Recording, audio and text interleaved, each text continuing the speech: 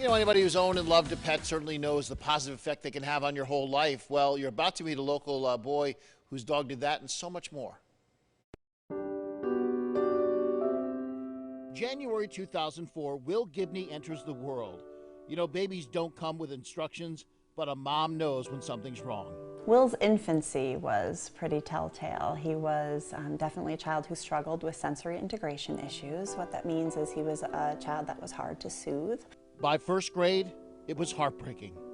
I actually had one specialist say to me they thought it was emerging schizophrenia because he would scream and rage and tantrum and get a lost look in his eyes. His brows would furrow. It was like he was carrying the weight of the world.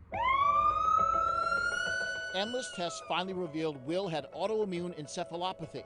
Put simply, he wasn't producing antibodies to fight germs, leaving him riddled with strep, which was attacking his brain. And all these different specialists, neurology, psychiatry, immunology, infectious disease, everybody had different perspectives on what we were going to do with Will. The only thing to do, put him on antibiotics for the next 7 years. Every day a battle.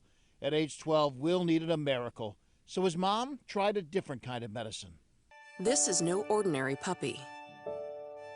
He's a Canine Companions for Independence assistance dog in the making. William has loved dogs since the day he was born. He loves dogs, and I said, why not Will? Canine Companions matched Will with a pup named Tashi. He also just had this very intuitive, sweet nature.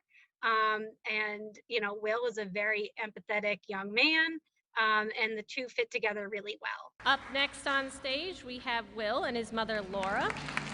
The furry friends were inseparable, and the next time Will had his blood checked, well, that's when the miracle arrived. I started producing antibodies, so I didn't have to go to hospitals anymore. Wait, dogs can't really heal. It had to be a fluke, right? And we repeated the blood work. And for the first time in Will's life, the blood work indicated the presence of antibodies he'd never shown before. And Will was feeling good, and he was looking good. Hi, Tosh. Good boy. Good boy, Toshi. That's a good boy. Man's best friend turned out to be a boy's best medicine. Guess I've been different all my life. For the first time, Will wasn't so different and could just focus on being a kid. He was so thankful he wrote a book about Tashi, donating all the proceeds to, you guessed it, Canine Companions. I'm paying it forward because he changed my life for the better. I would probably be in a much darker place without him, and I'm just so grateful for him. As far as his improved health, doctors can't really explain it. The trainer? Yeah, that's incredible. She can't believe it. And his mom, well, she can't deny it.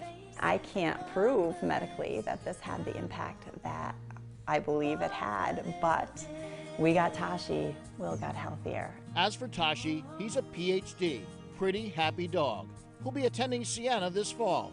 Oh, and Will's coming too.